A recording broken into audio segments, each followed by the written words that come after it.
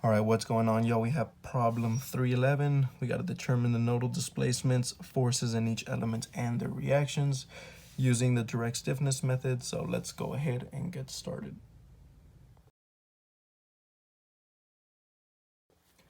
All right, so check this out. This one's another easy problem. It looks crazy because we have 5 nodes, right? 1, 2, 3, 4, 5. But the fact that 4 of them, 1, 3, 4, and 5 are fixed, that's going to make things easy when we start solving for the unknowns. So before I get started, right, let me just get the stiffness matrix, not the stiffness matrix, but the values for each element. So that's going to be EA over L. There's sometimes springs in the problem, right, like 310, but in this case, they're all beams, so it's EA over L. So for all elements, 1, 2, 3, and 4, that stiffness is the same. It's going to be EA over L, right? They all share the same properties, same lengths, all that good stuff. So it's EA over L. L is 3. Area is 3, so that just means it's 210 times 10 to the 9 times 10 to the negative 4. So that's going to be 210 times 10 to the 5th, and that is in newtons per meter. Okay? So we're going to need that when we start doing the local element forces and the stiffness matrix. So we can go ahead and continue, right?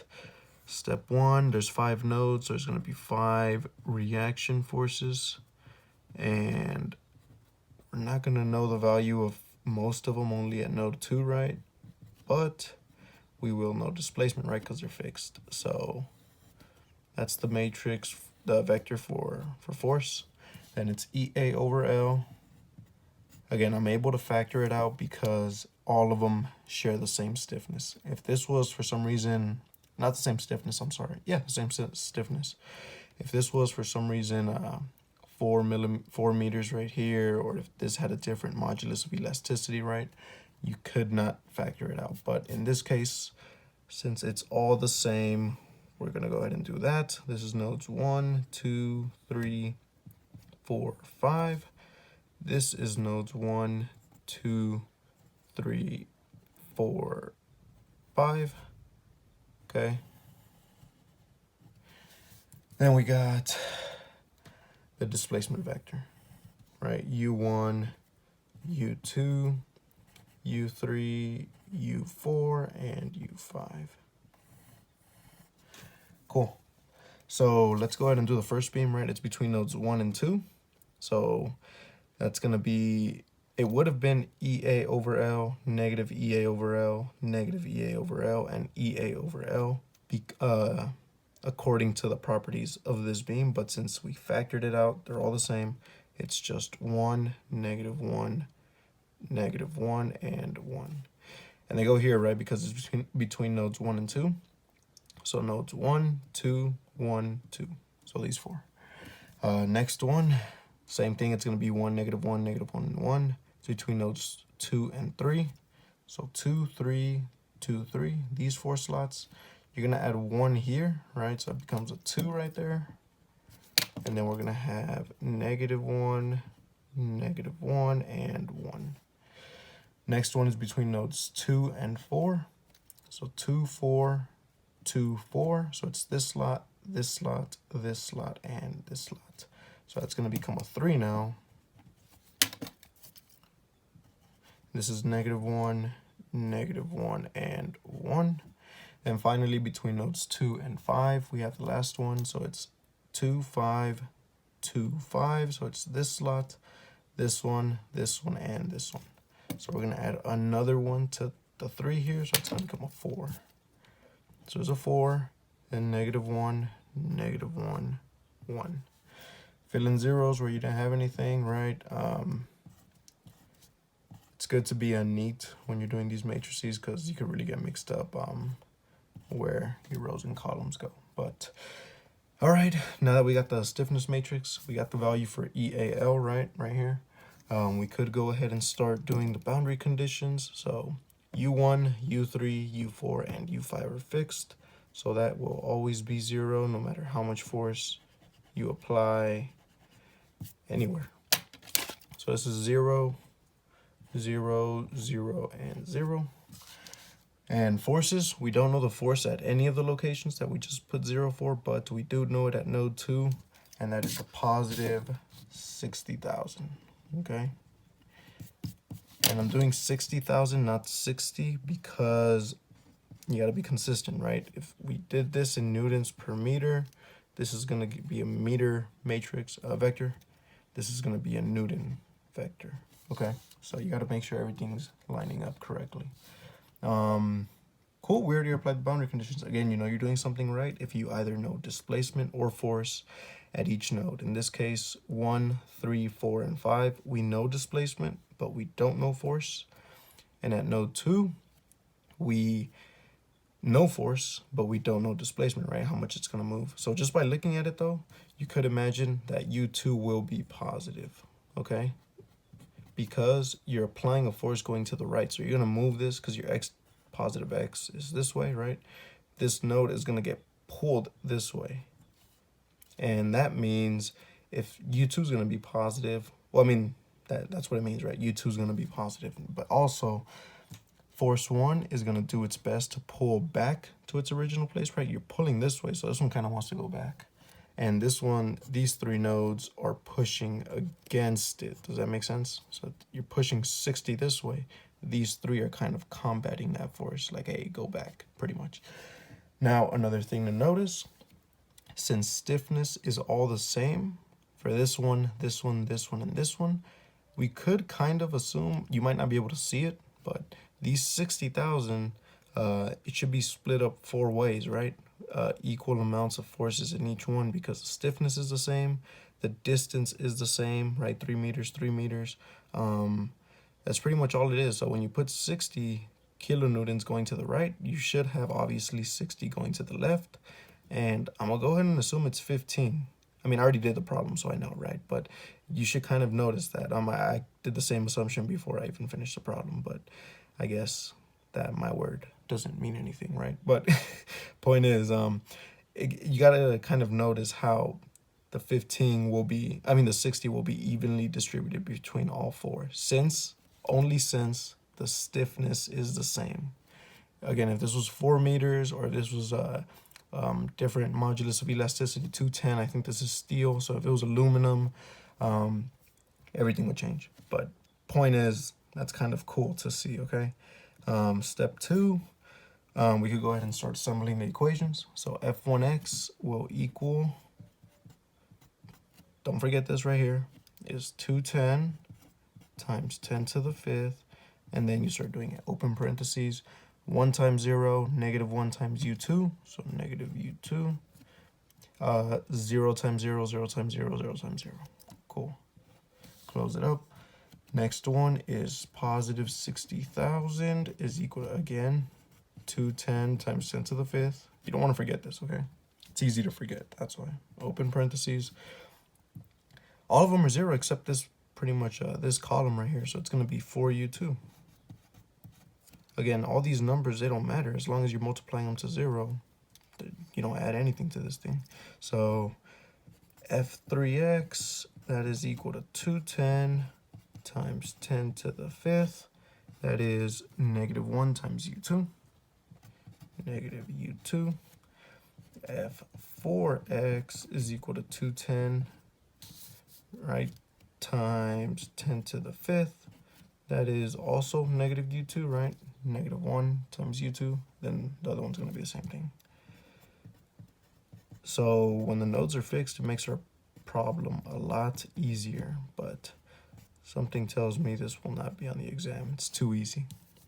Even if you have 5 nodes, 5 equations. So we have 5 equations, right? 5 unknowns. And the trick is, even for these problems, but for any problem in general, for stiffness matrices, you stay away from the equations where you don't know force. So in this case, we have 4 equations where we do not know force at all. So that means you just focus on equation 2. And usually when you have 1 equation, 1 unknown, you're obviously able to solve. That's always the case. Well, I wouldn't say always, but I guess for the lifetime of this course, it'll always be the same. I haven't ran into any problem where that's not the case. So from equation 2, right, that's going to be 4u2. I'm going to divide. So 60,000 divided by 210 divided by 10 to the 5th is equal to 4u2. So 4u2 will be 0.002857. That means u2 will equal 7.143 times 10 to the negative 4 meters. Again, we assumed correctly, right? It's positive. So that means it moved a little under a millimeter going to the right, just a little bit. Kind of makes sense, right? Think about it. To move steel a little under a millimeter, that's still pretty crazy. It's a lot of force. So 60,000 makes sense, I guess, in a way, right? Going back to the equations here, you kind of notice that our assumption was right because all else is the same, the stiffness. The forces are all equal to each other, right? Force 1 is equal to 210 times 10 to the 5th times negative u2. And that's the same for all of them, F3, F4, F5. So just dividing 60 by 4, this is going to be 15 kilonewtons, 15, 15, 15, all going to the left. And if you don't believe me, just multiply this u2 times 210 times 10 to the 5th. So F1x, F3x, F4x, and F5x equals, it's all negative, right? Negative u2, but u2 is positive, so it's negative 15,000 newtons going to the right. That just means positive 15 going to the left, okay? 15,000 going to the right, negative 15,000 going to the right. And this should make sense, right? If you add all these two, it's negative 60,000 going to the right. Here you have a positive 60,000 going to the right. They cancel out. So that's the answer right here. And finally, we will do the local element forces, right? So for the first element, they all share the same stiffness again, right? 210 times 10 to the 5th. So that's going to make the problem also a lot easier. You'll see why. So let's do the first one just like normal, right? It's between nodes 1 and 2. So it's F1, F2. And then that's going to equal to the stiffness matrix, which is 210 times 10 to the 5th. It's a matrix, so it's going to be 1, negative 1, negative 1, 1. Then the displacement vector is U1, U2, because it's between nodes 1 and 2. So U1 was 0, and U2 was 7.143 times 10 to the negative 4. All right, so we could solve for this, right, just like you would any other matrix. So F1x of element 1 is equal to, so that's how you do these. Forget about this number for now. It's 1 times 0 plus negative 1 times 7.143 times 10 to negative 4. This is 0, obviously, so it's just negative 7.143 times 10 to the negative 4 times 210 times 10 to the 5th. If you do that, you will get negative 15,000. The negative comes from this right here, remember? Newtons going to the right. And then F2x, everything's the same. The only thing that switches was the sign, so it's a positive now. This one's negative 1 times 0 plus 1 times this. So we just get a positive 15,000. 15,000 newtons to the right. All right, so don't worry, we'll verify these answers. You'll see how. It's a little easier to verify these considering they're nice, even, whole numbers. But let's go ahead and continue doing the next ones. So this is the next one, look. The next beams, 1, 2, 3, and 4, they're between nodes 2 and 3, 2 and 4, 2 and 5, right? So this is how it's gonna be. Let's do just the first one, just like normal. So it's between nodes, I mean the second one, right? Just like normal. Between nodes 2 and 3. So it's F2, F3. And it's just going to save me a lot of writing. I'm just lazy. But I'll teach you. I'll show you why. The stiffness matrix is the same for all beams times 10 to the 5th. Right? 1, -1, -1, 1. Damn, that was my stomach. I don't know if you heard it. But cool. U2, U3, right? Because it's between nodes 2 and 3. So you get U2, 7.143 times 10 to the -4. And this is 0. So let's do it, right? F2x of element 2 now is equal to 1 times this plus -1 times 0. That's just 7.143 times 10 to the -4 times 210 times 10 to the 5th. So that's going to be a positive 15,000 newtons going to the right. For F3x, same, except now the sign switched. So of element 2 is equal to negative 15,000 newtons going to the right. They're all going to the right as long as you don't change the negative sign.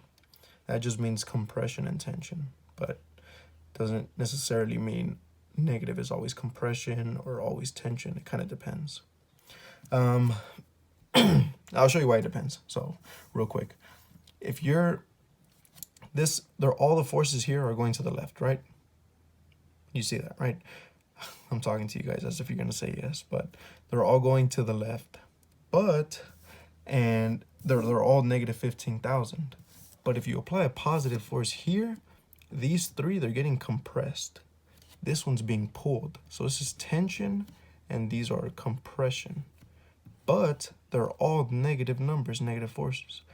So it doesn't really make sense. There's more to go into it, explaining why, right? But point is, I know in strength of materials or some other courses you probably learned negative is compression, positive is tension. That kind of depends on your free body diagram. Just FYI. But it's crazy. Just stick to this method. You'll be all right. Okay. All right. So next thing. So next one is between nodes 2 and 4. Okay. So instead of F2x, F3x, you'll have F2x, F4x. The stiffness matrix is the same. And now you will have U2 and U4. But U2 is this number and U4 will also be 0. So F2x of element 3, it's the same thing, right? Nothing changed in this equation. Nothing at all. So it's positive 15,000 newtons going to the right. And F4x of element 3 now is equal to negative 15,000 newtons going to the right. So this is the third element, okay? And it's going to be the same exact thing for the fourth element. Well, why? Because you're between nodes 2 and 5. U2 and U5 now you'll replace here, but it's the same exact thing, right? 7.143 and then 0. Now you'll have F2x, F5x, and the stiffness matrix is the same. So F2x of element 4 now, right? We're doing the fourth element. That's going to be positive 15,000, same numbers, going to the right, and F5x of element 4 is equal to negative 15,000 newtons going to the right. So let's go ahead and verify these answers. It's easy to verify them. The way you verify the local element forces, these right here, is you take the sum of all the local forces going on at each node, and that should equal to your big force, your big values. So let's go ahead and do that. First force, right, was negative 15,000. We determined here. So when you add all the little F1s in every single element, you should get negative 15,000 to the right. In this case, it only appears once, right? F1x right here. There's nothing here, nothing here, nothing here, here, or this one. It's just negative 15,000 to the right. So that means this one's verified. F2x was 60,000. So that means when you add all the little F2s, you should get 60,000 to the right. So you'll have one here, 15, 15, 15, 15. That's positive 60 to the right. So that means F2 is verified, okay? Now F3 is negative 15. There's only one F3, it's right here, negative 15. F4, negative 15, there's only one F4 right here, negative 15. F5, there's only one F5 right here, negative 15. That means all these forces are verified. So that's how you do this problem. Again, these problems are usually easy when the majority of your nodes are fixed. In this case, only one of them wasn't. That was node 2. That made the problem a whole lot easier. But sometimes you'll have 3 nodes that aren't fixed, and you'll have to mess with U2, U3, and U4, let's say, and that could make your problem a whole lot tedious, not harder. As long as you're good with algebra, you'll be all right. But yep, that's the answer. There's the top part and that's the bottom part.